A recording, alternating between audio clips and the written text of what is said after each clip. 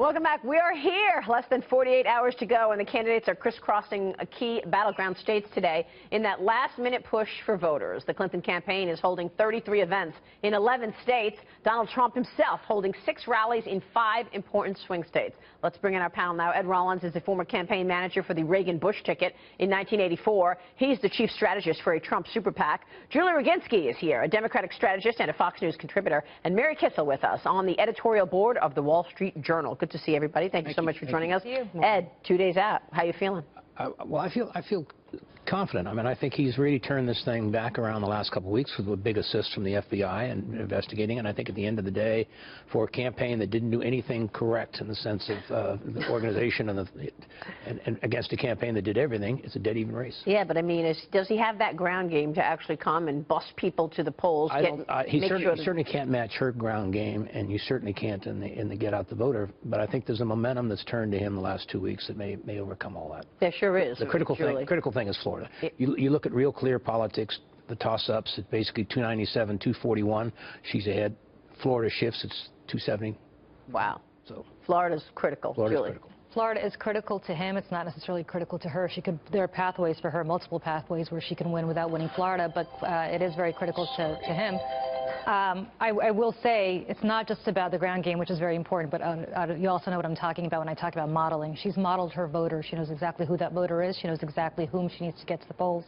That's something Trump has not done, and I think to his own detriment, and something that the next Republican candidate really needs to make sure they get down before they... What do you mean the modeling? Tell us what they do with modeling, what they do is they essentially model somebody to make sure that Maria Bartiromo gets to the polls, but if you're a twin sister with the same exact characteristics and demographics that you have, based on about 1,200 to 1,400 criteria, may not be that voter. They don't have to focus on your twin sister, but they have to focus on you.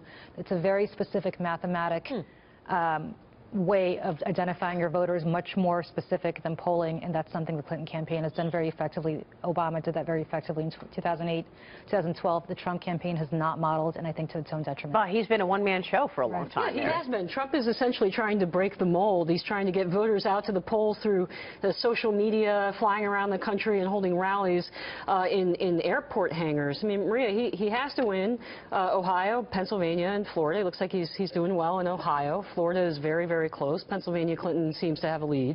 And he has to turn states that Mitt Romney lost. So he's, looking to places in the Midwest like Michigan that went to Bernie Sanders, that has a disaffected, high school educated white vote out there. But really, I think the key for him is he has to stay on message. He has to talk about Obamacare. He has to talk about jobs. Has to talk about change. And he has to keep his thumb off the Twitter button, essentially. Yeah. Just take it away from him, put him on a teleprompter, and we'll see where the chips fall. Two things have encouraged me. One is seeing the front page of the New York Times with him holding a baby. That's the traditional old politics, which he hasn't done at all. And I think the drain the swamp, which I thought was kind of a silly thing at first, I think it's become a big issue, and I think it symbolizes what people think about Washington. Right. And I think it's worked well. Well, this campaign and this entire election season was a lot about jobs and national security. It has become just as much about ending corruption. Right. Isn't that right? It has to some extent. Look, but it also is about temperament, and it's about who's fit to lead. And if you look at the polls that have come out over the last couple of days, that's where she's got the advantage over him. It's not enough to say I want to drain the swamp. You also have to say who's going to be draining the swamp for the next 4 years.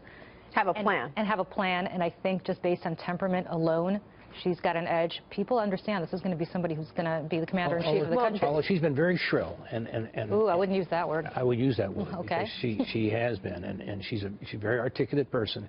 But I've watched a lot of these sessions, and she's very, very shrill, and I think to a certain extent that basically backfired. Well, it's shrill, but it's also, there is an FBI investigation happening. And what is that? I've been asking this question throughout the show this morning.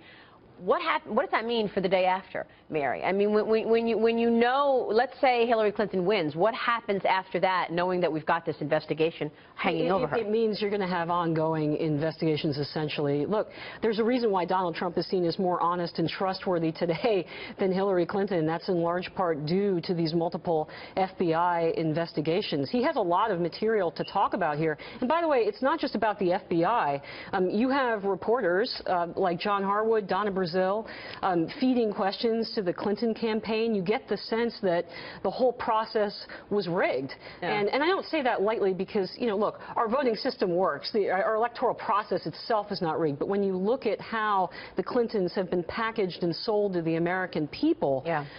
You know, they're selling a terrible product here. Donald Trump had run this campaign in a different way. He would be ahead 20 points by now. Yeah. But well, you mentioned these emails. I mean, the WikiLeaks emails, the most recent one on John Harwood from CNBC, basically says to John Podesta, what should I ask Jeb Bush? Yeah, the media has not covered itself in glory in this campaign, and that's why it's so important for Trump to continue to press the message that he has a positive vision to motivate Republicans to come out. He's not getting even 90% of Republicans. He needs those Republicans to come home, while at the same time suppressing the Clinton vote by continuing to emphasize just how incredibly corrupt this family actually is. Well, in the final few days of an election, Julie, isn't it the right path to actually make sure you're communicating to voters something to vote for, right? Instead of, I mean, she's chosen an approach to just trash Trump.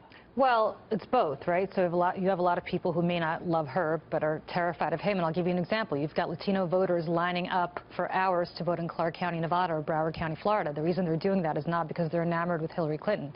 They're doing that in reaction to Donald Trump and what he said about them over the last 15 months or so. Yeah. And when you talk about John Harwood or you talk about John Podesta or these emails, that's not what voters really care about. I agree, the media has not covered itself in glory here whatsoever, but that's not why these voters are lining up to vote early for hours. Yeah, that's a fair point. All right, let's take a short break. Then we want to ask who